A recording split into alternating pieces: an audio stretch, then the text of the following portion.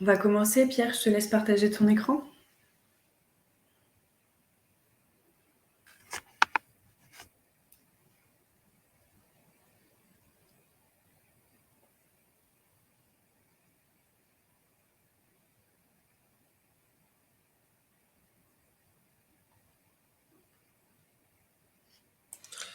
C'est bon du coup? Le partage fonctionne? Le partage fonctionne. Tu peux juste mettre en version diaporama et on va Ouais. pouvoir commencer.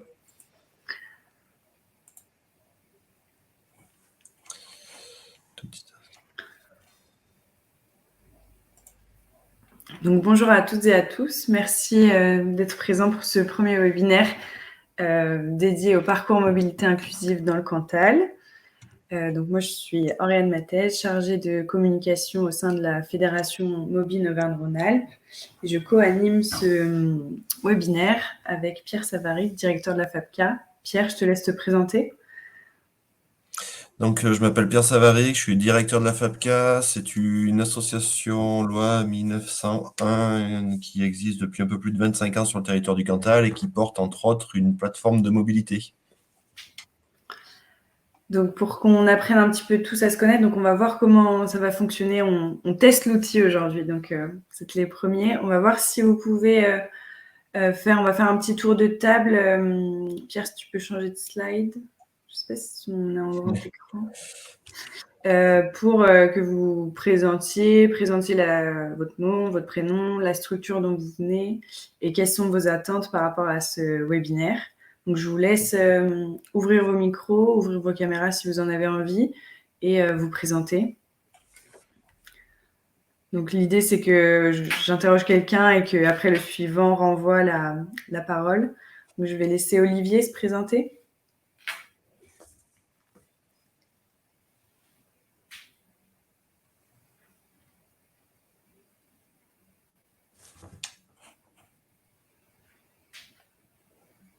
Ou Laure, puisque je la vois apparaître. Je vous laisse vous présenter. Oui, bonjour. Donc, je suis Laure Le Golvan. Je fais partie donc, de l'UDAF du Cantal. Bienvenue. Merci.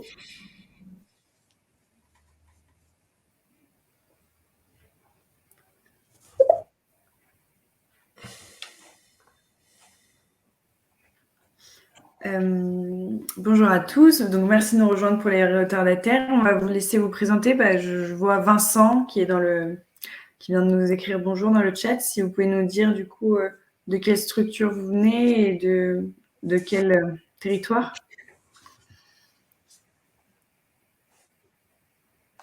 Ah, on ne vous entend pas. Là, vous n'avez pas le micro activé, je pense.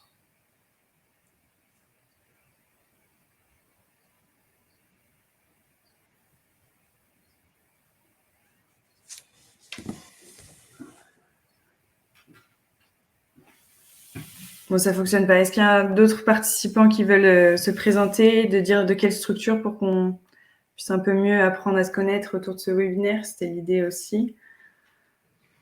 Bonjour, est-ce que vous m'entendez? Oui, on vous entend bien. Oui. Pierre Beaumont, donc je travaille pour les services de l'État à la DETSPP. Je suis en charge de l'inclusion sociale et professionnelle. Bienvenue, merci.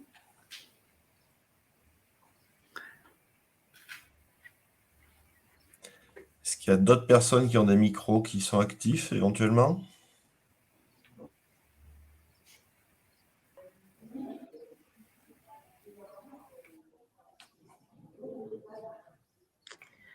Bonjour, je ne sais pas si on m'entend bien. On vous entend, oui. Eh bien, Lucille Bocot, je suis chargée de projet à l'association Aurore, qui est porteur notamment d'un garage solidaire sur le Cantal. Bonjour. Bonjour. Est-ce qu'il y a d'autres participants qui souhaitent, avec leur micro activé, qui souhaitent se présenter avant qu'on passe dans le vif du sujet?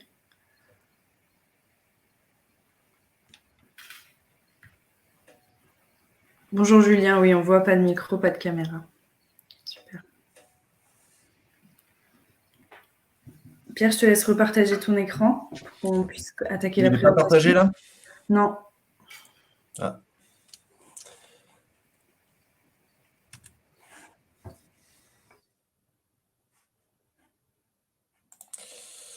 Alors, ça coule pas complètement de source, du coup.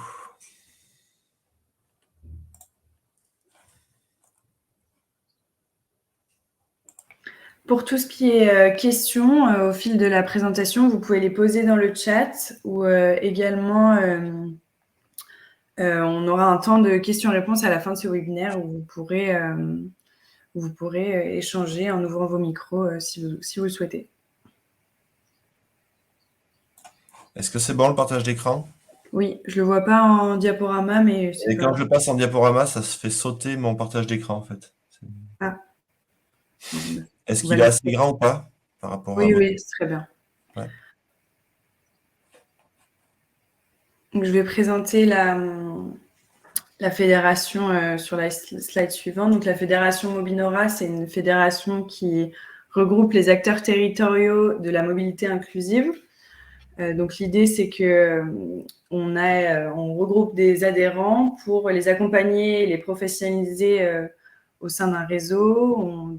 Qu'on puisse, au sein de ce réseau, fédérer les initiatives locales et régionales, porter des projets innovants et apporter notre expertise et l'ingénierie sociale. Donc, nous sommes 16 adhérents au sein de la fédération Mobinora, dont des garages solidaires, des écoles de conduite à statut associatif, des loueurs solidaires, des vélos-écoles, des plateformes mobilité et des spécialistes de l'écomobilité. Donc, la fédération Mobinora est présente dans 10 départements sur 12 et on appartient au réseau national, du coup, qui regroupe toutes les régions, 11 régions sur le territoire, et ce qui représente environ 150 opérateurs de mobilité inclusive. Sur la slide suivante, vous allez pouvoir voir un petit peu où se situent les acteurs, notamment dans le Cantal, puisque c'est le département qui nous intéresse. Et du coup, ici sont représentés tous les adhérents du réseau Mobine Auvergne-Rhône-Alpes. Donc, on peut les voir présents dans tous les départements, sauf dans l'Ain. Et pour le Cantal, ce qui nous intéresse, il y a 2 structures adhérentes, la FAPCA et le garage solidaire du Cantal. Rapidement, je vais vous poser une question dans le sondage, donc vous me direz comment ça apparaît sur l'écran, mais pour voir si vous connaissez bien la mobilité inclusive et pour replacer le contexte de qu'est-ce que la mobilité inclusive, je vais vous proposer une définition et vous allez devoir répondre par vrai ou faux. Si ça fonctionne, encore une fois, aujourd'hui, on teste. Donc, je publie le sondage. Et vous me dites, super. Ça marche. Ça marche bien. Donc, je vous laisse répondre. Donc, la mobilité inclusive est l'ensemble des dispositifs de mobilité qui facilitent le transport des usagers éprouvant des difficultés à se déplacer de manière autonome dans le cadre de la réalisation de leurs déplacements quotidiens. Vrai ou faux? Ou est-ce que vous ne savez pas?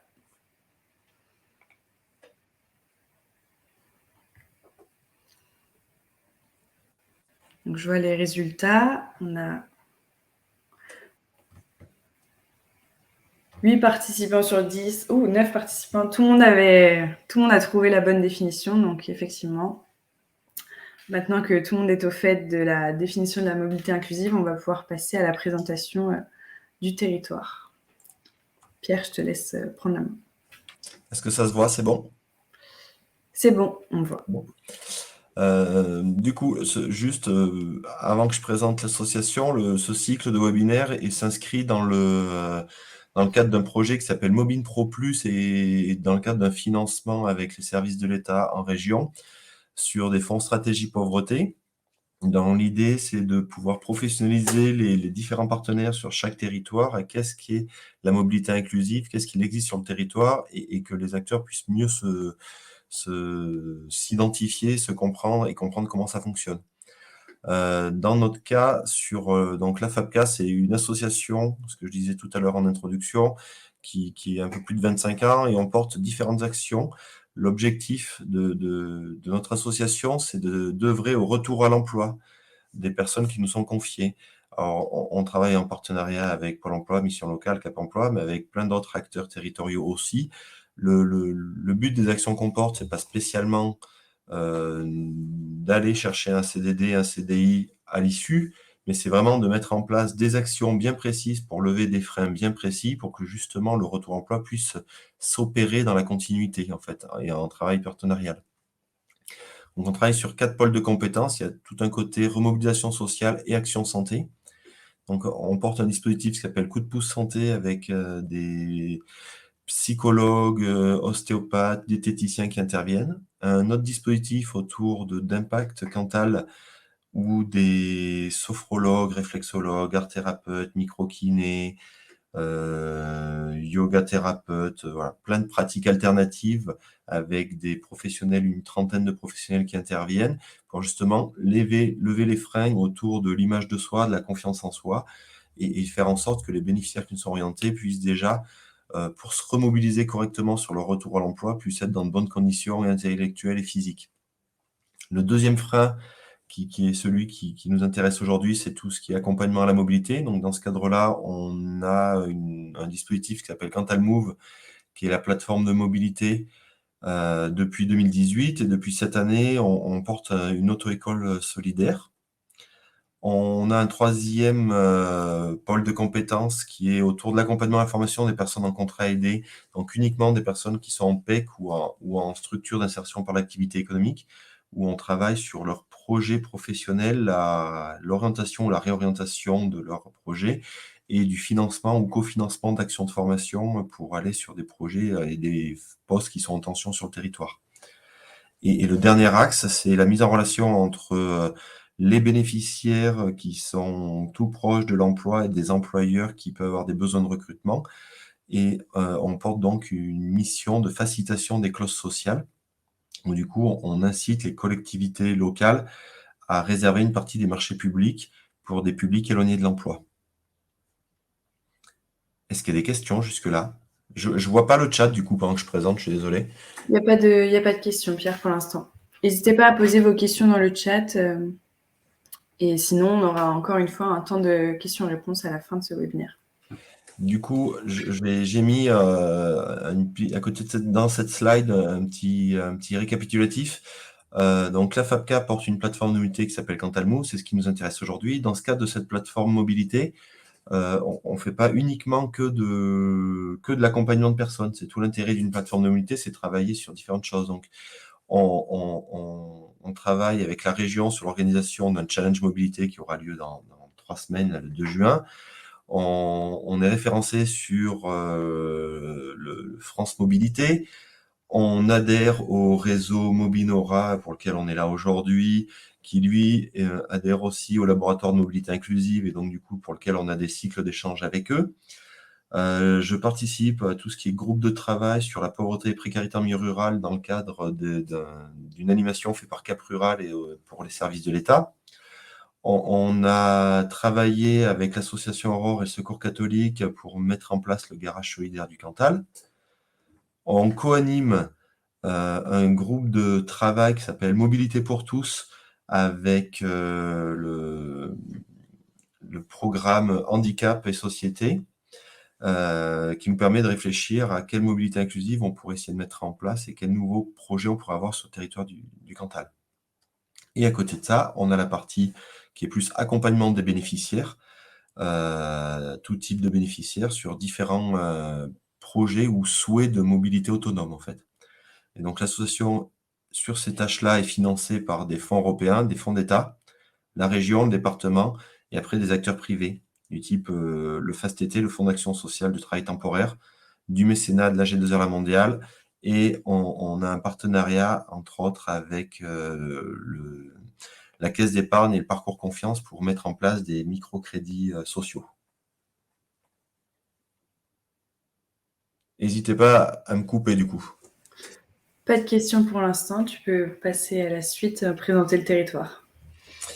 Du coup, la mise en place de la problématique l'identification de la problématique de mobilité inclusive date d'il y a très longtemps sur le territoire du Cantal, puisque les premières discussions étaient en 2010.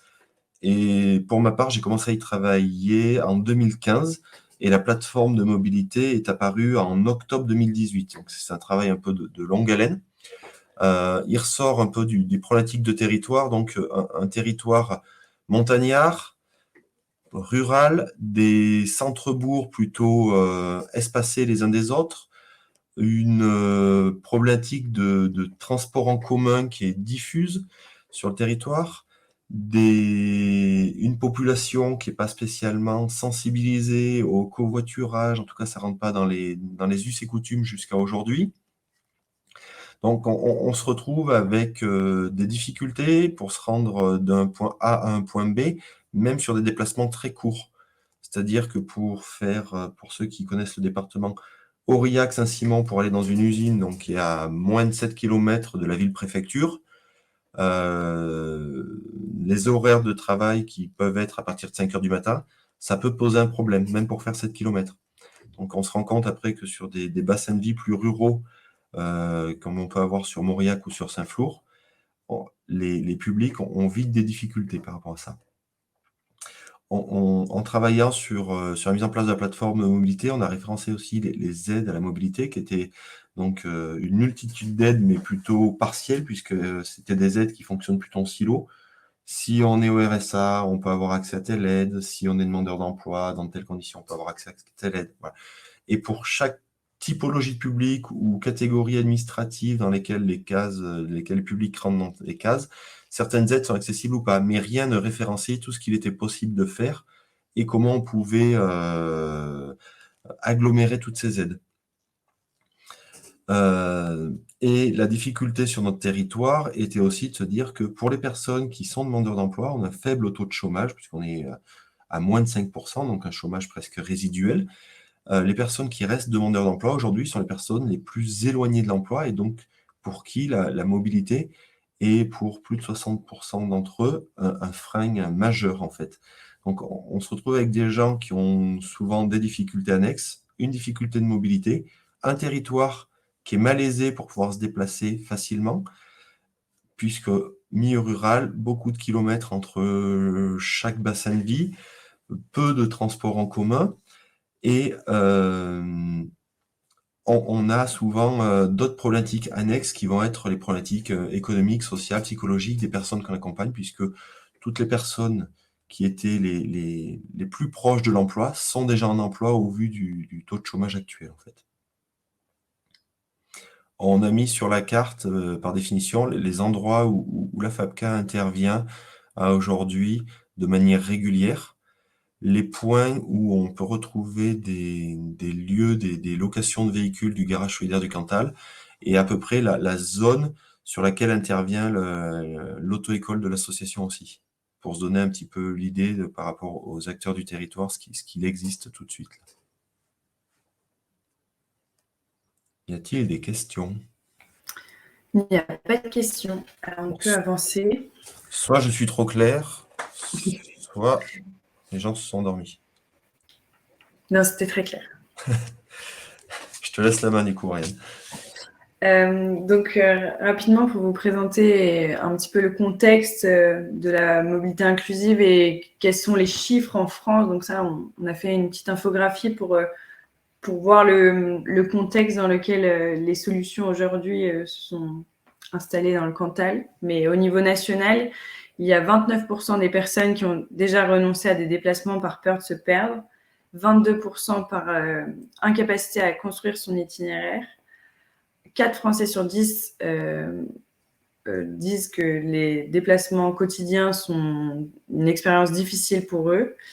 Et un jeune sur 3 qui est sans diplôme, qui a déjà refusé un emploi parce qu'il ne pouvait pas s'y rendre. Donc on voit que c'est une vraie problématique au niveau national. Et au niveau régional, du coup, on a réalisé avec tous les adhérents afin d'établir un peu un constat au niveau de la région, de voir comment accompagner ces personnes en difficulté de mobilité sur le territoire. Donc, c'est des chiffres de l'année 2020 qui vont être retravaillés, donc pour vous dire que c'était aussi une période de pandémie, donc c'était compliqué de pouvoir notamment se rendre ou de faire des cours de conduite. Mais pour vous donner une idée, en 2020, ça a été 6 885 personnes reçues, 1704 prestations en conseil mobilité insertion, donc c'est-à-dire des diagnostics, des ateliers collectifs ou des ateliers individuels. Et majoritairement, les publics accompagnés sont les demandeurs d'emploi. Donc on voit pas très bien, c'est petit sur la présentation, mais on vous l'enverra. Donc voilà, l'idée c'est de dire que majoritairement les acteurs de Mobine accompagnent des demandeurs d'emploi. Et j'arrive pas à lire la partie. Les allocataires des minima sociaux, je me permets, pour allocataires de minima sociaux pour 24%, des jeunes de la mission locale à hauteur un peu plus de 12%, des salariés de l'IAE à hauteur de 6,5%, et les demandeurs d'emploi représentent 44% des typologies de publics accompagnés en 2020. Et les seniors, seulement Les seniors, 1%. 1,2%. Et au niveau du Cantal, du coup, Pierre, vous avez des chiffres aussi à communiquer. Oui, alors du coup, ce qu'on voit avec ces deux types d'infographies, c'est que la mobilité, c'est pas le problème de mobilité, c'est pas qu'un problème de milieu rural, ou c'est pas parce qu'on est à Paris qu'on a plein de moyens de déplacement potentiels qu'on y a accès, que intellectuellement ou psychologiquement on est en capacité de le faire, et que les difficultés des personnes en fonction de leur lieu d'habitation sont souvent identiques. En fait, quand on discute entre nous au sein du réseau, on se rend compte que ce soit à Lyon, Saint-Étienne ou dans le Cantal, il y a des choses qui se recroisent obligatoirement. Il y a des choses qui sont un peu plus simples quand on est dans des grandes villes. Potentiellement, il y a un peu plus d'outils, mais pour autant, il y a des difficultés similaires. Pour le Cantal, sur l'année 2021, du coup là, c'est des chiffres 2021, on a accompagné 430 personnes. Pour se donner un ordre d'idée, un peu moins de la moitié étaient au RSA, 199 personnes étaient au RSA.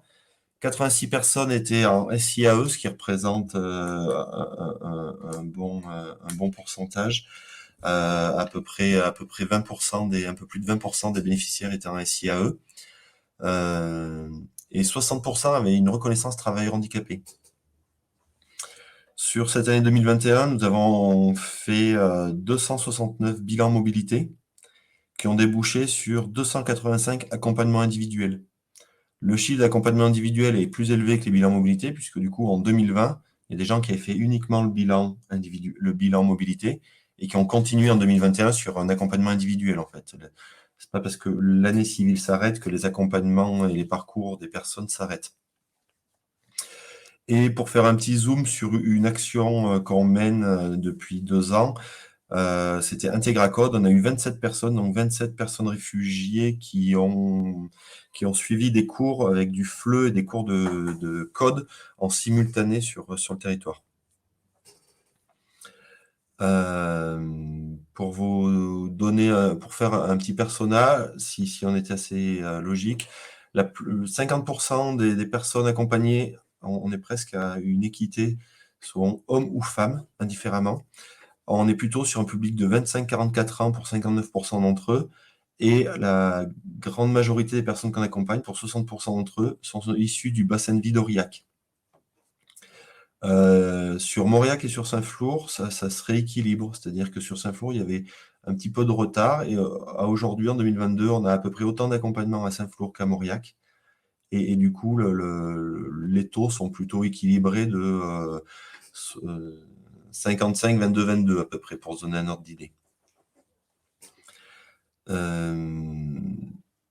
Les accompagnements des bénéficiaires portent pour 64% d'entre eux sur le permis et quasiment le reste sur les véhicules. Je dis quasiment parce qu'on a quelques demandes de temps en temps sur comment nous pouvons apprendre à prendre le bus, comment je peux me travailler sur mon planning, quel bus je dois prendre, comment j'y vais, toutes ces choses-là. Donc ça, c'est vraiment au cas par cas.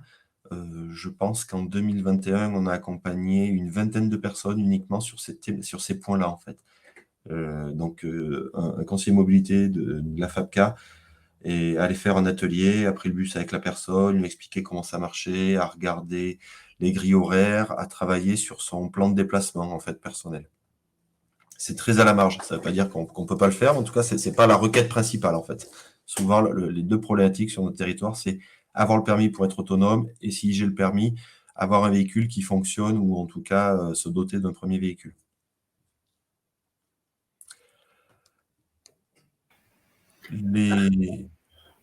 Pas de questions particulières, donc tu peux présenter un petit peu le parcours mobilité ou est-ce que du coup la FAPCA intervient sur ce parcours pour accompagner les bénéficiaires?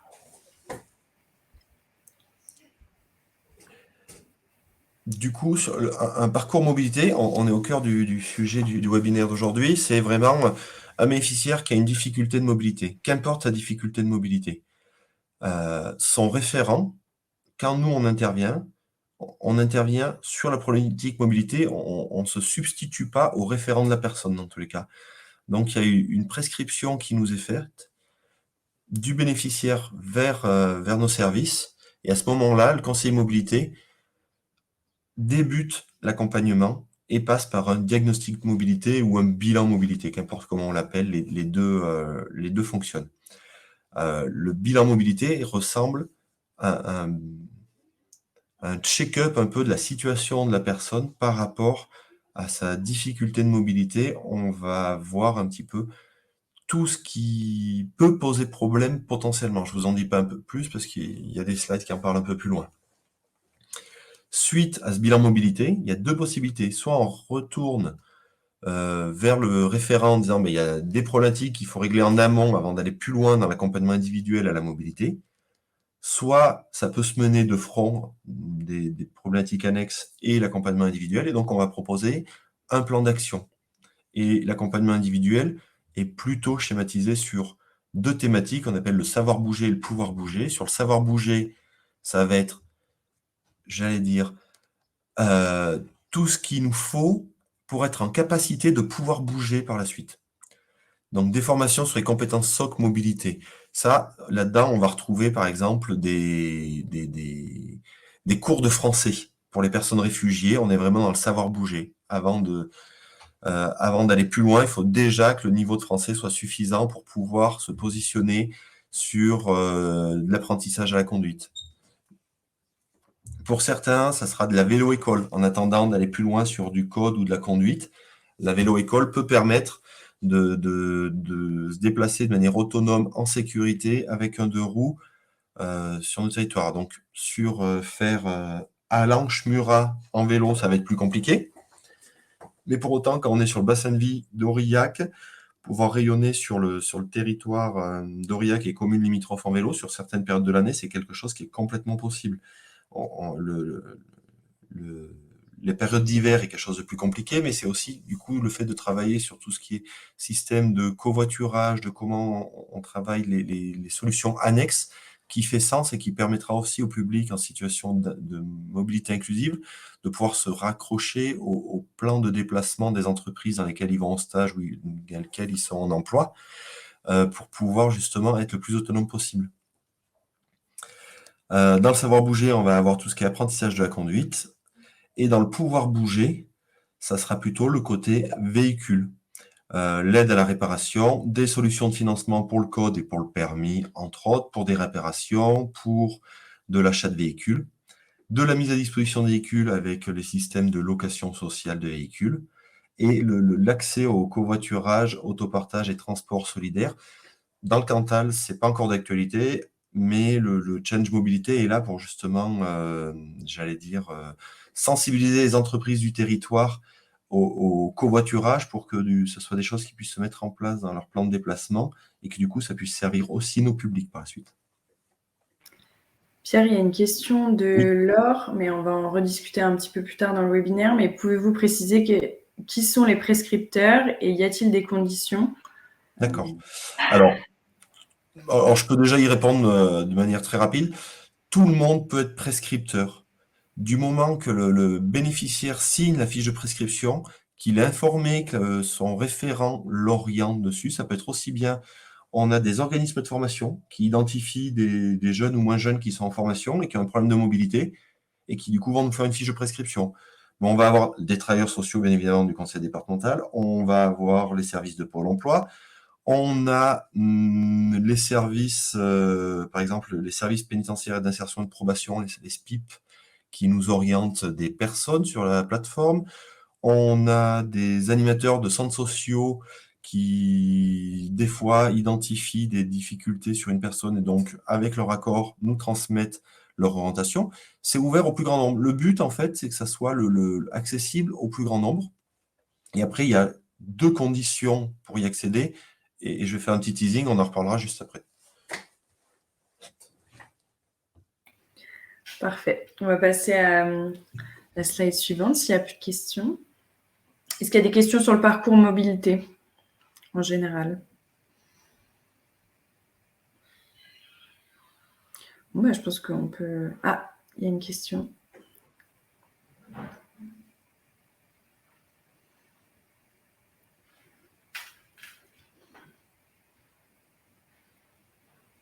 Vous pouvez ouvrir vos micros aussi également s'il y a des questions et vous souhaitez les poser à l'oral, il n'y a pas de problème. Hein. Normalement, vous êtes autorisé pour pouvoir ouvrir vos micros.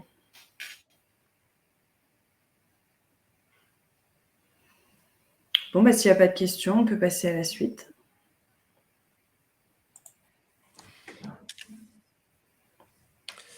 Du coup, je vous ai fait une présentation la plus synthétique possible de la solution autour de Cantal Move et du coup de la plateforme que comporte sur l'association. Donc, une fois que la fiche de prescription nous est parvenue, il y a un premier entretien de bilan mobilité. Ah, est-ce qu'il y a une question du coup? J'entends un petit bip. Non, c'est apparemment l'accès au micro n'est pas autorisé, mais j'ai donné accès à tout le monde. Donc je crois que c'était dans les réglages de l'ordinateur qu'il faut modifier les... C'est ça, Pierre, c'est ce que... Ouais, il y a une petite roue crantée là, quand on est sur le Livestorm, là, en bas, dans le bandeau d'en bas. Et bien sûr, je la vois pas parce que j'ai le truc de... et oui, c'est juste à côté de votre caméra et de votre micro. Il y a la roue crantée gérée et vous pouvez donner accès du coup par défaut. Voilà, il y a tous les paramètres de micro et de caméra. On va prendre 2 secondes, voir si tout le monde...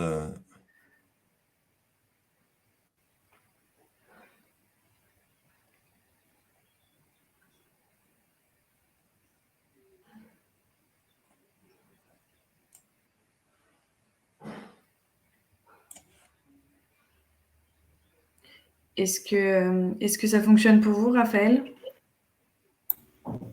Ah, là, je crois que vous m'entendez. Oui, c'est bon, on vous entend. Ok, tout ça pour ça. Ok, super. J'avais juste une question plus par rapport à la coordination et les acteurs en fait qui s'inscrivent dans ce parcours mobilité. Est-ce qu'aujourd'hui, c'est la FAPCA la ressource de tout faire en interne? Ou alors est-ce que vous avez un réseau de partenaires, par exemple Aurore, ou d'autres avec qui vous travaillez pour... couvrir le territoire et répondre au mieux aux besoins. Ouais. Alors, la FAPCA a pour volonté de porter tous les dispositifs autour de la mobilité inclusive sur le territoire. Et tout l'intérêt a été justement sur l'idée du garage solidaire de se rapprocher de l'association Aurore pour créer l'outil et que l'outil puisse exister à l'attention de tous les bénéficiaires potentiels du territoire. Et là, du coup, c'est l'association Aurore qui gère le garage solidaire. Nous, on intervient en tant que partenaire, j'allais dire, opérationnel. Mais on intervient du coup sur une commission d'attribution de vente de véhicules. On oriente les bénéficiaires que l'on a vers les solutions de l'association Aurore et du garage solidaire. Mais on n'a pas vocation à apporter tous les dispositifs de mobilité inclusive. Pour autant, on essaie de référencer tout ce qui existe sur le territoire. Et tout l'intérêt du groupe de travail qu'on co-anime, c'est justement réfléchir quels sont les trous qu'il peut y avoir dans la raquette. Et donc, du coup, réfléchir avec d'autres partenaires, des collectivités locales, type communauté de communes, des acteurs privés, de qu'est-ce qu'on pourrait mettre en place pour justement... se dire le covoiturage, c'est pas quelque chose qui fonctionne très très bien sur des petits trajets. Donc, on essaie de travailler sur un système de copilotage solidaire, par exemple. Et c'est quelque chose qui aboutira peut-être que dans 1 an ou 1 an et demi, ou qui aboutira peut-être pas à la sortie. En tout cas, on passe du temps à essayer de réfléchir avec d'autres partenaires à qu'est-ce qui pourrait favoriser la mobilité des habitants du territoire, que ça soit aussi bien sur le côté inclusif des publics qui sont nos publics prioritaires, mais aussi bien pour des seniors ou pour des plus jeunes, pour que la mobilité soit bien un axe de développement économique du territoire et pas juste un frein à l'emploi, en fait. Je ne sais pas si j'ai répondu à votre question. Oui, merci beaucoup. Y a-t-il d'autres questions, du coup? J'ai pas l'impression. Enfin, en tout cas, je vois personne taper dans le chat, mais n'hésitez pas s'il y a d'autres questions, sinon on y reviendra à la fin. C'était bon pour la présentation de la solution, Pierre, sur Cantalmo? Non, du coup, je revenais juste dessus sur le côté. D'ailleurs, j'ai présenté dans la slide d'avant les grandes généralités du parcours mobilité. Et donc là, c'était ce qu'il existe sur le territoire du Cantal de manière générale. Donc, une fois que la personne nous a été prescrite, orientée via cette fiche de prescription, elle est reçue sur un bilan mobilité. Un bilan mobilité, c'est quelque chose qui dure aux alentours des 3 heures. Donc, pour les bénéficiaires qui sont orientés, on les appelle avant et on les informe bien qu'il faut qu'ils réservent 3 heures de leur temps pour faire ce bilan mobilité. On va faire tout ce qui est évaluation théorique en français, maths, code, tout ce qui est entretien individuel sur le projet mobilité. Est-ce que la personne, quel est son souhait, quelle est son envie? Est-ce qu'elle a déjà passé le code? Est-ce qu'elle l'a pas eu? Est-ce qu'elle l'a raté? Combien de fois elle l'a raté? Est-ce qu'elle s'est inscrite il y a 20 ans? Est-ce qu'elle est à jour de sa situation administrative? On va lui faire passer une évaluation de conduite aussi pour se rendre compte si c'est plutôt quelqu'un qui aura pas de difficultés potentiellement cognitives pour apprendre le code, mais qui a un problème de synchronisation main-pied. Et donc, du coup, la problématique de la conduite risque d'être conséquente. L'idée, c'est qu'à la fin du bilan mobilité, on puisse avoir un temps de restitution avec le bénéficiaire et un plan d'action adapté en fonction de tout ce qu'on a eu. Et ça nous permet de faire des préconisations. Et donc, on travaille sur le savoir bouger à ce moment-là, où du coup, on a le côté FLE, impact Cantal, coup de pouce santé, donc le FLE pour lever tout ce qui est problématique de langue par rapport au public réfugié qui peuvent nous être orientés. Et après, pour lever tout ce qui est frein, confiance en soi, problématique de difficulté à conduire, de peur, d'appréhension, d'accident de la route qu'il peut y avoir dans un passé proche ou moins proche, on fait intervenir du coup les professionnels qu'on a à disposition pour lever ces freins, pour pouvoir aller sur le pouvoir bouger par la suite. Et donc, dans le savoir bouger, on a aussi des ateliers collectifs qu'on mène de temps en temps sur comment j'apprends à me déplacer sur mon bassin de vie, qu'est-ce qu'il existe comme réseau de transport, comment je peux utiliser, où est-ce que je le trouve. On fait de la mise en pratique, c'est ce que je vous disais tout à l'heure. Et sur le pouvoir bouger, on va faire de tout ce qui est accompagnement et mise en place d'aide financière sur de la réparation, de l'achat de véhicules, et ça a pu arriver sur de la location. Et après, on fait de l'accompagnement individuel et de la mise en place d'aide financement au code et à la conduite. Et pour tout ce qui est code et conduite, deux possibilités. Soit on passe par les auto-écoles du territoire en fonction des situations des personnes, soit on les oriente et on leur fait la proposition de passer par l'auto-école solidaire. L'auto-école solidaire, c'est un outil complémentaire qui doit permettre aux publics les plus en difficulté d'accéder à une pédagogie adaptée par rapport à l'apprentissage du code et de la conduite. Donc en fonction du bilan mobilité, des évaluations de conduite, du niveau de compréhension de la personne, des difficultés cognitives de la personne, on peut leur faire la proposition de rentrer sur l'auto-école solidaire. Si on estime que leur niveau ne relève pas d'une pédagogie adaptée, ils choisissent l'auto-école de leur choix sur le territoire dans lequel ils sont, et on travaille avec l'auto-école qu'ils ont choisi en fait. Donc on travaille avec toutes les auto-écoles du territoire, et aussi on a notre propre outil en interne pour les publics les plus éloignés. Y a-t-il des questions du coup? Il n'y a pas de questions. Donc, on va passer à une petite activité. Si Pierre, c'est tout bon pour toi, pour Cantalmo, s'il n'y a pas de questions.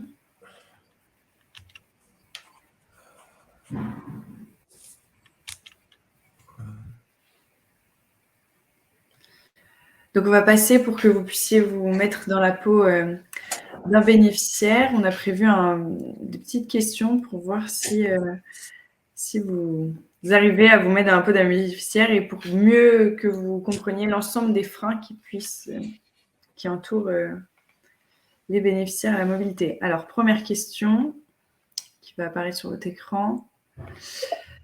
Combien de millions de Français déclarent avoir des difficultés de mobilité? 3 millions, 5 millions ou 7 millions?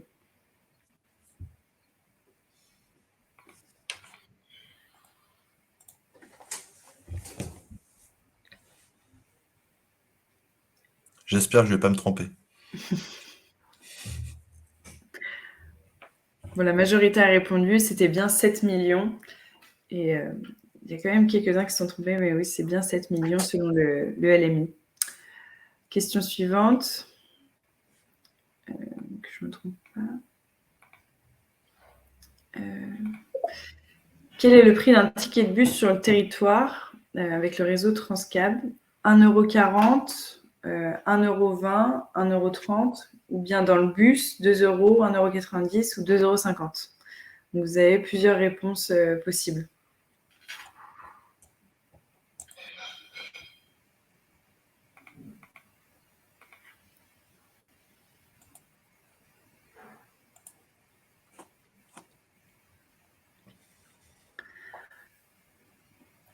Ah, les votes sont divisés. Alors, je vais essayer de ne pas me tromper, me souvenir de la réponse. Alors, c'était bien 2 € dans le bus et de mémoire, c'est 1,40 € le ticket de bus. Et la plupart qui se sont trompés, c'est pas 1,20 €, c'est bien 1,40 €. Sauf si je me trompe, on me dit dans le chat. Ouais. Ah, et Marlène se permet de compléter en me disant que c'est 1,05 € en achetant un carnet fréquence. Et il me semble qu'il y a des tarifs, ça c'est les tarifs plein pot, entre guillemets, mais il y a aussi des tarifs jeunes. Question suivante.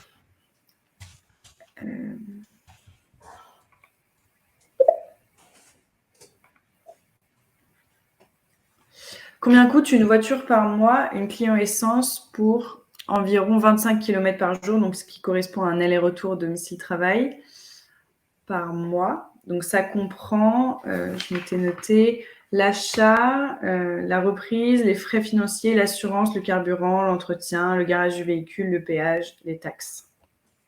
Donc à votre avis?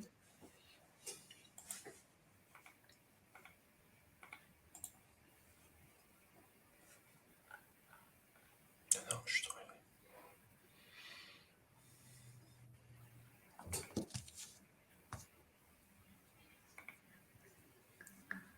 Est-ce que tout le monde a voté? C'était bien, donc les votes sont mitigés et c'est bien 586 €. C'était surtout une question pour montrer que très souvent, on a une mauvaise préhension du coût d'un véhicule et que la plupart des bénéficiaires viennent pour passer le permis, mais qui se rendent compte que derrière, les frais peuvent être très importants et sont souvent minimisés. Merci. Une autre question. Il en reste une ou deux. Combien de millions de Français vivent avec un handicap cognitif, physique, auditif ou moteur, selon l'INSEE? 2,3 millions, 6,7 millions, 9,6 millions.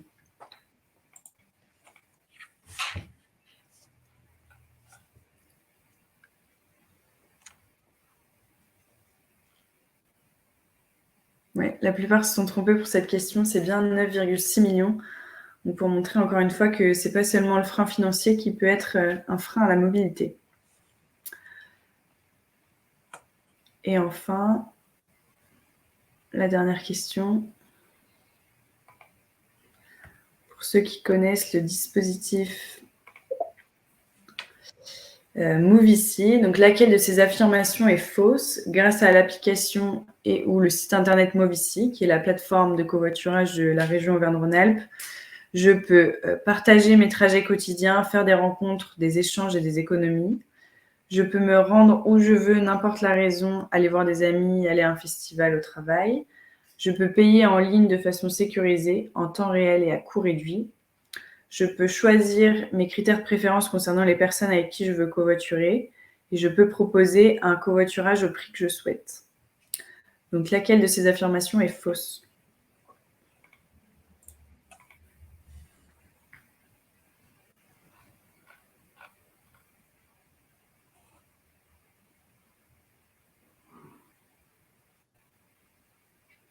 Donc non, sur la plateforme Movici, on peut bien choisir les critères de préférence concernant les personnes avec qui je peux covoiturer, mais je ne peux pas proposer le tarif que je souhaite. C'est des tarifs encadrés comme sur Blablacar en disant c'est un système de couleurs qui indique en rouge si vous êtes dans les tarifs ou pas. Donc on ne peut pas proposer le tarif du trajet que l'on souhaite, mais on peut choisir les critères.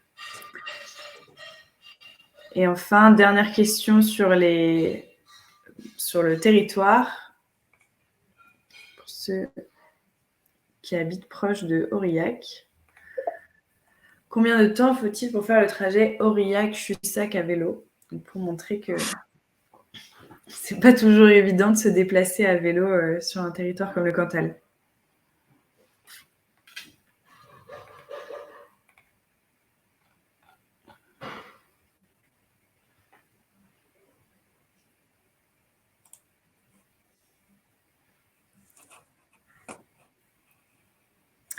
Donc la plupart ont raison, c'est bien 38 minutes pour faire Aurillac-Chussac à vélo. Après, dans les faits, je ne sais pas si ça se fait régulièrement pour aller travailler, mais... donc après cette mise en situation, on va passer à... Pierre, je te laisse reprendre la main sur, du coup, présenter les différents freins. Donc cette animation vous a permis de comprendre qu'il n'existait pas seulement le frein financier, mais également bien d'autres.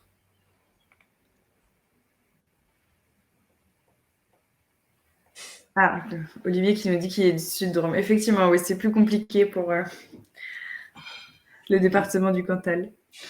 Donc, on peut voir ici sur le schéma qu'il existe différents freins.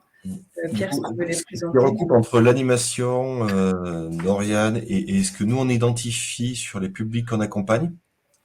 C'est que certes, il y a tout ce qui est le niveau économique, la situation familiale, la vie sociale, c'est le frein. La plupart des gens viennent en me disant « j'ai pas l'argent pour me payer le code, le permis, réparer mon véhicule, acheter un véhicule ». Sauf que quand on fait le bilan mobilité, on se rend compte qu'il y a d'autres choses en fait. C'est pas toujours qu'une question d'argent.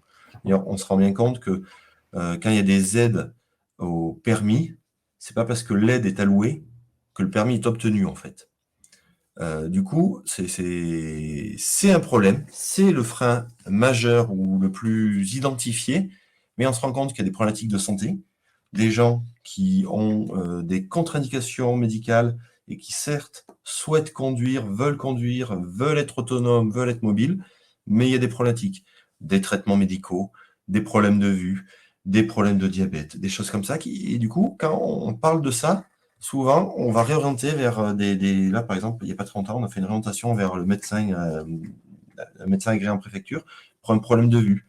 Et cette personne-là, ça n'avait jamais été identifié. Sauf qu'une fois arrivée dans une voiture auto-école, on s'est rendu compte qu'elle roulait toujours à gauche, donc elle avait vraisemblablement un problème de vue. Et il y a bien une contre-indication, et donc il faut qu'il y ait un suivi médical qui se mette en place. Donc la personne va certes pouvoir arriver à être autonome à terme, mais il y a une autre étape. Donc on a mis en stand-by son projet tout de suite, pour régler cette problématique-là, pour qu'après, il puisse re-rentrer dans une voiture auto-école, qu'il apprenne à conduire dans de bonnes conditions et dans une bonne situation. On a tout ce qui est compétences socles aussi. Passer le permis, c'est compliqué. Avoir le code a beaucoup changé, beaucoup évolué. S'inscrire au code, ça prend 5 minutes et ça peut coûter que 30 €. Pour autant, faut-il encore arriver à avoir 35 bonnes réponses sur 40 et comprendre la question en moins de 20 secondes, y répondre correctement. Donc ça, c'est la question des compétences socles et un vrai, par rapport au public qui nous est orienté, et un vrai souci. On a aussi la difficulté de l'outil, puisque maintenant le code se passe sur tablette numérique. Pour les personnes qui ne pratiquent pas de la tablette, même s'ils ont les bonnes réponses, on se rend compte que des fois, ils décalent d'une question leur réponse, et donc ils se retrouvent avec, si c'est la deuxième question qu'ils ont commencé à décaler, ils ont 38 fautes sur 40, alors que potentiellement, ils se sont juste trompés dans la première réponse et ça a tout décalé. Donc du coup, on se rend compte que les compétences SOC, que ce soit un peu l'outil numérique, ou alors la compréhension, les doubles négations, les chiffres pairs, impairs, les calculs, toutes ces choses-là sont des choses qui sont très très importantes. C'est pour ça qu'on l'évalue dans le bilan mobilité, pour se rendre compte de la capacité des personnes à l'avoir et la difficulté qu'ils auront et le nombre, le volume d'efforts qu'ils vont devoir fournir pour obtenir leur code ou pas. C'est pas une science exacte, bien évidemment, mais le but étant de sécuriser au maximum le parcours mobilité de la personne et donc d'arriver à calibrer au mieux les préconisations qu'on peut faire par la suite. On sous-estime aussi la connaissance souvent des personnes du réseau, en fait. Certains vont savoir qu'il y a le bus région, par exemple, mais ne savent pas où est-ce qu'on le prend. Ils n'ont pas identifié où est l'arrêt de bus pour le bus région, où est-ce qu'il le dépose, et où est-ce qu'on trouve les horaires. Ils le voient passer, ils voient le bus sérigraphié, ils ont bien compris que c'était accessible à tout le monde, qu'il y avait certainement un coût, mais pour autant, ils ne savent pas. Sur des navettes gratuites, on se rend compte qu'ils ne savent pas pourquoi cette navette est gratuite, pourquoi celle-là l'est pas, et donc du coup, c'est aussi la méconnaissance de l'existant qui est des fois handicapant, parce qu'on a des personnes qui peuvent déclarer avoir un rayon de déplacement de moins de 5 km, parce qu'ils ont une méconnaissance de ce qu'il existe, parce que ce qui peut nous paraître simple à nous, en accès à l'information, n'est pas spécialement pour eux. Lire une grille horaire, un tableau à double entrée, c'est pas simple pour tout le monde, foncièrement. La difficulté, ça va être aussi la vie professionnelle. Pour ceux qui sont en emploi ou en emploi précaire, il y a toujours la difficulté de faire le choix entre je vais en emploi, je me forme sur le permis, il faut que je gagne de l'argent, mais il faut que j'en ai pour mettre à côté pour aller je dois toujours choisir en fait entre le temps d'apprentissage et le temps de rémunération. Donc c'est une vraie difficulté. On s'en rend compte souvent sur les ateliers qu'on peut avoir sur l'auto-école qui mobilisent sur minimum une journée semaine et pour certains mobilisent 2 jours par semaine à temps plein. On se rend compte que ce choix, cette aide à la décision sur, on est un peu sur l'œuf ou la poule. Si je suis mobile, je trouverai plus facilement de l'emploi. Tant que je suis pas mobile, je fais des petits jobs, mais c'est pas suffisant pour pouvoir être autonome financièrement. Si je suis pas autonome financièrement, je pourrais jamais m'acheter un véhicule. Donc du coup, on tourne un peu en rond. Donc c'est aussi leur faire comprendre qu'il faut qu'ils choisissent à un moment donné, qu'on est là pour accompagner la démarche. Mais en tout cas, c'est à eux de voir quel est le timing pour eux, en fait. Et ça, c'est une vraie difficulté. Et souvent, le frein, ça va être l'expérience mobilité. Quelqu'un qui a eu souvent des gens, non pas souvent, ça arrive de manière assez fréquente, des gens qui ont eu un accident de voiture dans le passé, qui ont été victimes, ou qui ont subi, ou qui ont vu un accident, et qui du coup sont traumatisés. Et certes, ils souhaitent avoir leur permis, mais quand on les fait faire l'heure d'évaluation de conduite, ils restent complètement bloqués en fait. Et c'est à ce moment-là que ça ressort, cette difficulté de l'expérience mobilité qui peut être fâcheuse, ou alors quelqu'un qui... donc ça, c'est le côté pour la partie la plus traumatisante. Mais après, les expériences mobilité de « j'ai jamais pris le bus, je sais pas faire de vélo », on sait que quelqu'un qui ne sait pas faire de vélo, c'est minimum 20 heures de conduite en plus que la norme. Donc, les heures de conduite minimum, c'est 20 heures pour avoir les prérequis pour aller à l'examen. En moyenne, quelqu'un qui ne sait pas faire de vélo aura au minimum 40 heures de conduite à faire en plus.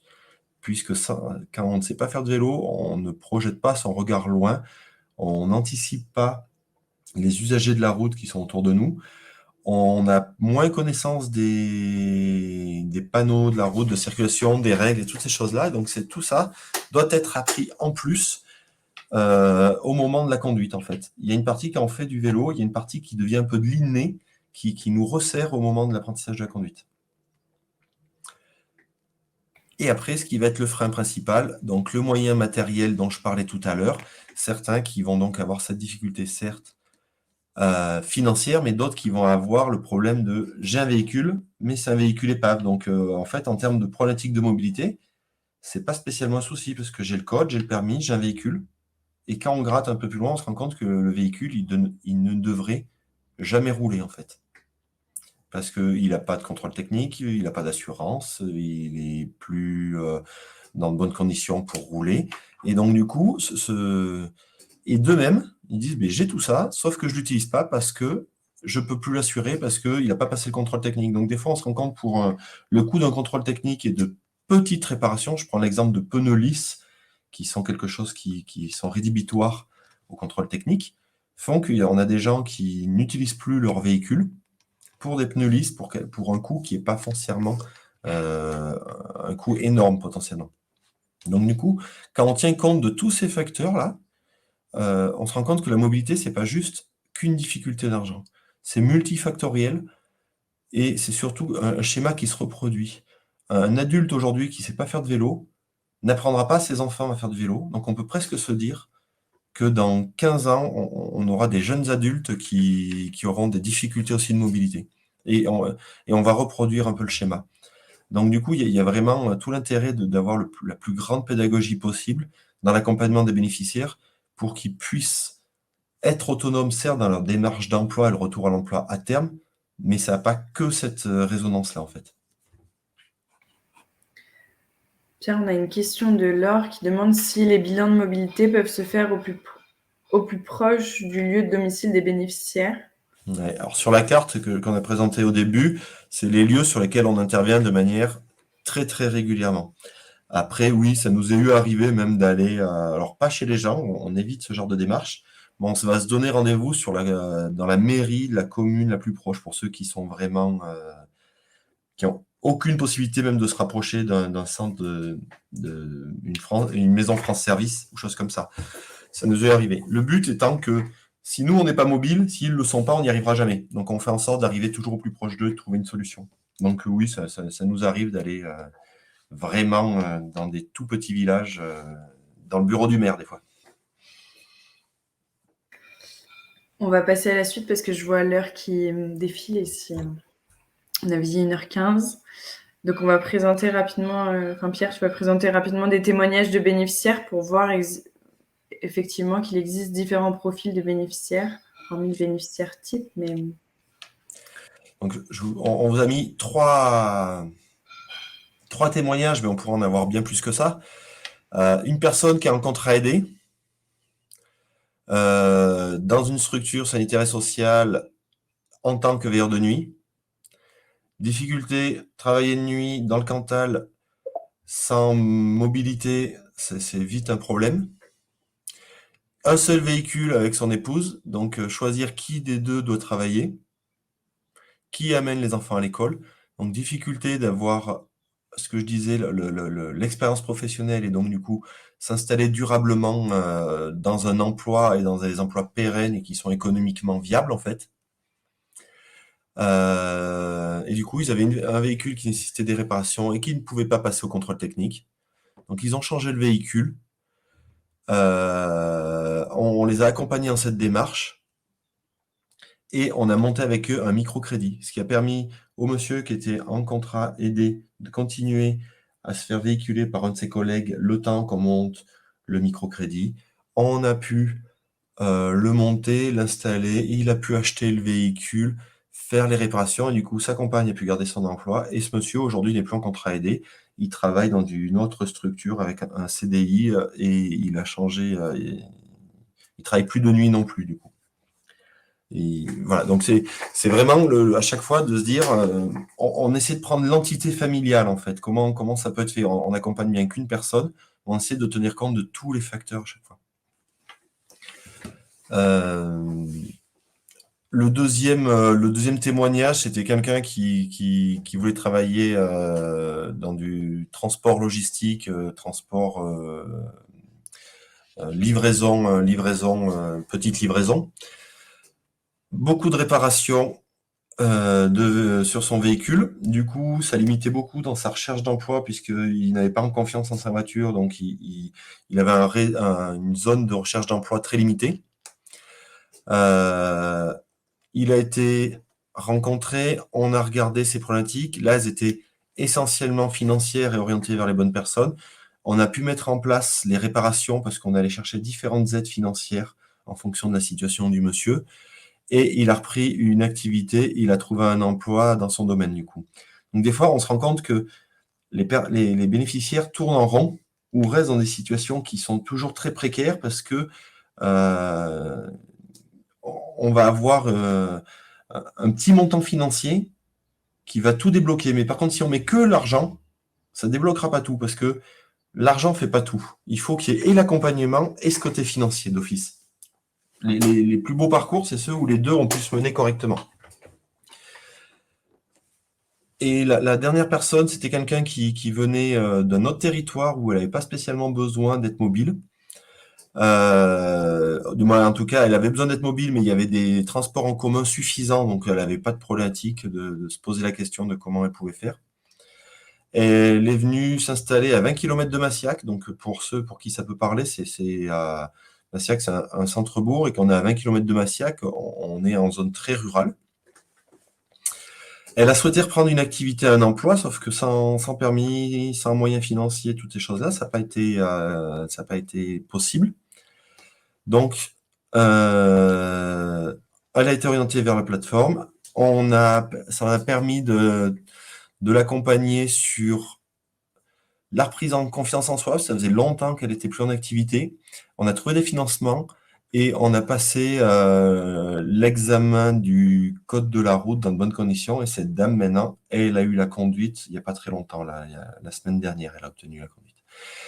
Donc voilà, donc pour se dire en fait que c'est des accompagnements qui sont au long cours en fait. On est entre l'accompagnement moyen et autour de 18 mois pour se donner un ordre d'idée. Pour ceux pour qui c'est le plus rapide, si c'est que des réparations avec un peu de financier, des choses comme ça peut aller très vite, mais c'est pas la grande majorité. Souvent, c'est bien plus compliqué parce que même s'il y a que des réparations à faire, il faut retravailler le budget autour de la mobilité et se rendre compte que à travers l'animation tout à l'heure, se dire que un véhicule, c'est même un petit véhicule type Clio, c'est un peu plus de 500 € d'entretien.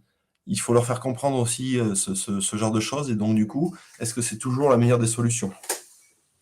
Et ça nous est eu arrivé, par exemple, j'ai mis un vélo électrique qu'on a acheté à une dame là, qui travaillait dans une maison de retraite, par exemple, et qui faisait tous les jours 6 km à pied, en milieu très rural. Et sauf que la fatigue l'a gagnée, elle ne souhaitait plus continuer sur cet emploi parce qu'elle ne pouvait plus faire donc 6 km aller, 6 km retour. Donc avec un vélo électrique, ça lui a permis de diviser son temps de trajet de manière considérable, de ne pas être fatiguée, et elle a maintenu son emploi en fait. C'est parce qu'elle était en incapacité, elle avait le permis et la voiture, mais par contre en incapacité de pouvoir se financer un véhicule et de l'entretenir puisqu'elle était dans une situation de surendettement plus. Donc voilà, le but est vraiment de trouver des solutions au cas par cas. On a mis aussi le cas d'un monsieur là qui est avec son scooter, quelqu'un qui était en salarié en atelier chantier insertion, qui s'est fait covoiturer au début. Son covoitureur est parti de l'atelier chantier insertion. Et donc du coup, il ne pouvait plus aller sur l'atelier chantier insertion, donc il ne pouvait plus aller en emploi, donc il n'avait plus de salaire. Donc on lui a financé un scooter pour qu'il continue, et pendant ce temps-là, il prend des cours de code et de conduite. Le but étant que quand il est fini en chantier, il ait le code et conduite et qu'il puisse revendre le scooter et s'acheter un véhicule à ce moment-là. Voilà pour des petits exemples. Super. On passe à la prescription. Des questions? Il n'y a pas de questions. Enfin, il y a François qui est en train de taper, donc pour l'instant... suite à l'ensemble de vos accompagnements dans le Cantal, disposez-vous d'une estimation de pourcentage des personnes qui ont pu réintégrer le monde professionnel de manière durable? Il y avait une autre question également sur le suivi. On va en parler juste après, donc Pierre va pouvoir le présenter. On va d'abord présenter la prescription et après on vous présentera le suivi et l'accompagnement des bénéficiaires. Juste, donc du coup, par rapport à la question qui était posée sur la prescription, l'orientation, donc j'ai bien dit tout à l'heure que tout le monde pouvait en bénéficier. Il y a une demande d'accompagnement qui peut être faite par une prescription papier. Elle est téléchargeable sur notre site internet, c'est pas le souci. C'est le modèle que vous avez à l'écran sur la partie droite du slide. La fiche de prescription doit être transmise au service emploi insertion du conseil départemental pour une prévalidation. Une fois que c'est validé, on la reçoit. Et du coup, nous, on met en place l'entretien préalable au téléphone avec le bénéficiaire pour lui expliquer comment ça va se passer, le bilan mobilité, qui garde bien 3 heures de son temps c'est pas un rendez-vous d'une demi-heure, mais donc c'est bien 3 heures. On lui propose la rencontre au plus près de chez lui, on essaie de tenir compte justement de leurs difficultés de mobilité. Et on peut attaquer le bilan mobilité à ce moment-là. Y a-t-il des questions par rapport à cette fiche de prescription.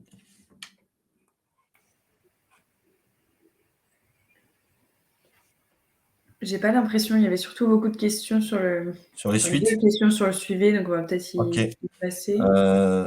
Je laisse passer. On reviendra à Dora juste après, alors, du coup? Oui. Ok. Alors, du coup, la question qui était le retour à l'emploi, ça, c'est quelque chose qu'on a dit. Alors, j'attaque par la fin de la slide, mais c'est un peu le nerf de la guerre, c'est toute la difficulté qu'on a, et c'est là-dessus qu'on essaie d'avoir le plus d'éléments. Quand la personne, son objectif mobilité est atteint, même quand on les rappelle 3 mois après pour savoir où est-ce qu'on en est dans l'emploi, on n'a pas spécialement de retour. Puisque du coup, l'objectif a été atteint, ce qui est assez normal, ils ne souhaitent plus revenir nous voir tous les 4 matins. Mais malgré tout, on a du mal à quantifier l'exactitude du retour à l'emploi.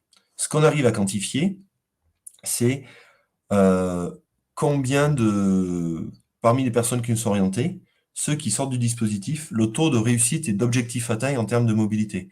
Donc pour l'année 2021, il s'élève à 69% des objectifs atteints par rapport aux personnes qu'on a accompagnées. Donc 157 personnes sont sorties du dispositif, 105 sur les sorties positives.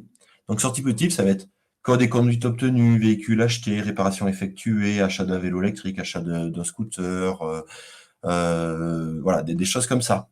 Donc, c'est-à-dire que l'objectif qu'on s'était fixé, le plan d'action, est arrivé au bout dans de bonnes conditions pour 105 d'entre eux sur les 157. Donc, ça fait bien nos 69% d'objectifs atteints. Et pour les 47 autres, on est sûr. Donc, il y a eu 8 personnes qui ont déménagé, 5 qui ont arrêté l'accompagnement mobilité pour aller en emploi. Donc, ça, on arrive à le quantifier. Quand ils arrêtent pour aller en emploi, ils nous le disent. Donc, du coup, on l'a. Et on a eu 34 personnes qui ont soit abandonné, soit pour lesquelles on n'a pas réussi à avoir de solution. Je ne sais pas si ça génère des questions, cette partie-là.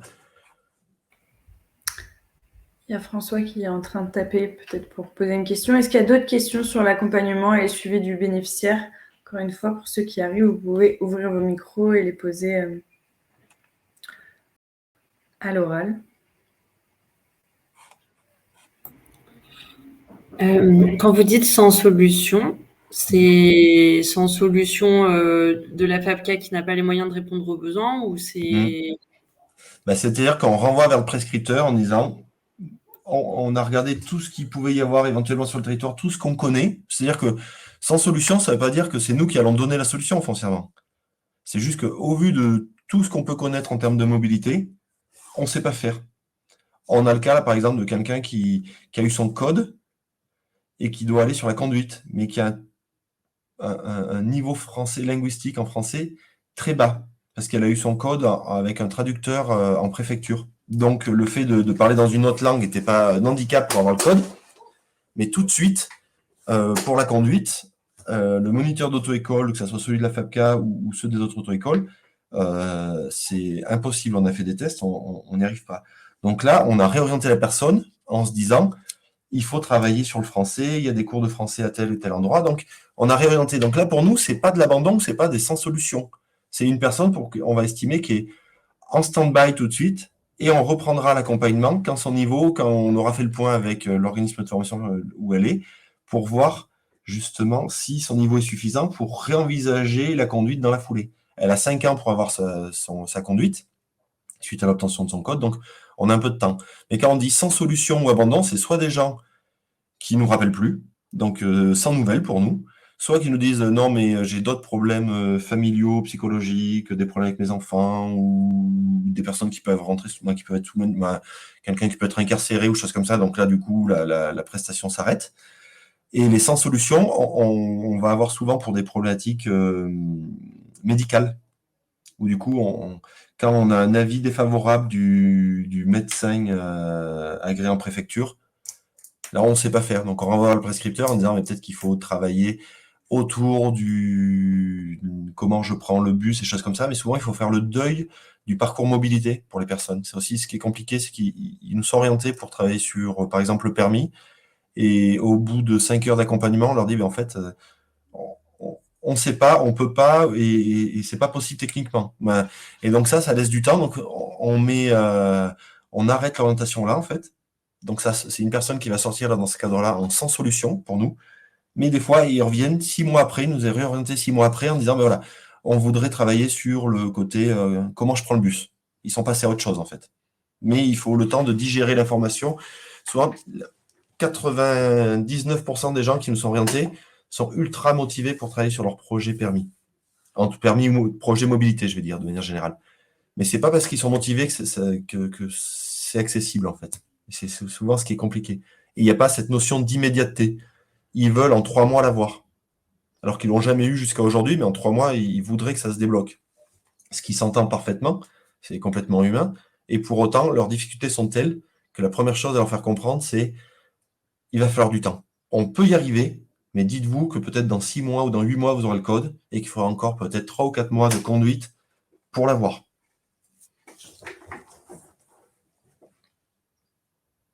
Est-ce que j'ai répondu à votre question?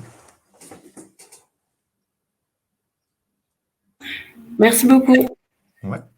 Oui, et François qui disait merci pour les réexplications et qui a dit en commentaire, en fait, je prends en compte les besoins des employeurs qui sont fort importants dans le Cantal et j'espère aussi bien pour les candidats que pour les employeurs qu'une adéquation pourra être trouvée à moyen long terme.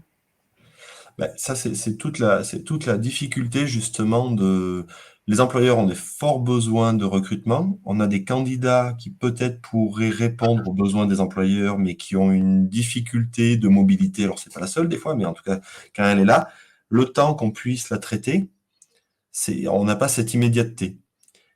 D'où tout l'intérêt de travailler sur tout ce qui est plan de déplacement des entreprises pour les employeurs, pour envisager de déplacer leurs salariés en interne d'autres manières qu'avec en autosolisme, et que ça puisse servir aux nouveaux salariés, à des stagiaires, à des gens qui viendraient en immersion, des choses comme ça. Et du coup, ça puisse permettre d'intégrer des nouvelles recrues sans qu'ils aient pour autant le permis.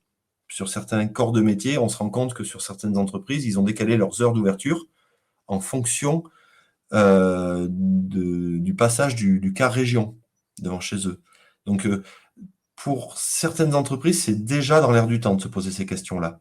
Après, pour d'autres, ça commence juste entre le prix du litre d'essence ou de gasoil. Ils ont de plus en plus de mal à recruter quand ils sont en milieu rural. Et donc, du coup, c'est un vrai sujet qui, je pense, sera de plus en plus prégnant dans les mois à venir.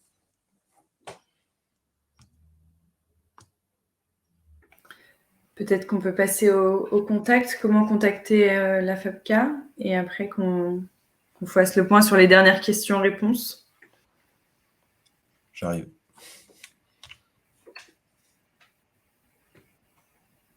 Du coup, pour nous contacter, c'est assez simple. On a une adresse généraliste qui est contact@afapca.fr et après, c'est au standard. En fonction des demandes, on verra qui peut y répondre. Mais on a un site internet où il y a pas mal d'explications dessus. C'est pas pour autant que tout le monde y trouvera tout, mais il est plutôt bien fourni. Et après, je reste à disposition, bien évidemment, pour pouvoir le représenter au sein des structures. S'il y a besoin de faire des zooms sur des structures, il n'y a pas très longtemps, je l'ai fait pour le CADA, je l'ai fait pour les services de la PJJ il n'y a pas très longtemps non plus. Donc, je fais souvent une réexplication de ce que l'on fait au sein de la FAPCA par rapport aux prescripteurs potentiels. Donc, il n'y a aucun souci pour me demander une intervention. Et pour rejoindre la Fédération Mobinora, s'il y a le moindre question, c'est ara@mobin-du6solutions.fr et le numéro de Marion Bruer, qui est chargée de mission au sein de la Fédération Mobinora. Et sinon, il y a beaucoup d'informations sur notre site internet également. Au revoir Julien, qui nous dit qu'il doit nous quitter pour cette présentation. Est-ce qu'avant qu'on se quitte et que chacun prenne sa pause déjeuner, est-ce qu'il y a d'autres questions ?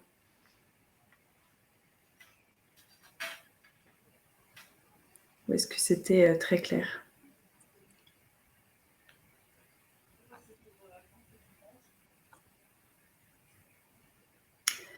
Est-ce que le PowerPoint sera partagé ? Oui, je vais vous l'envoyer par mail à la fin de la présentation.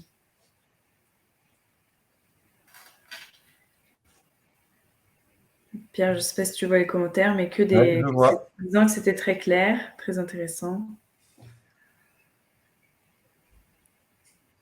Bon, merci à tous pour votre participation et je vous souhaite une très bonne fin de journée, bonne journée et un bon appétit.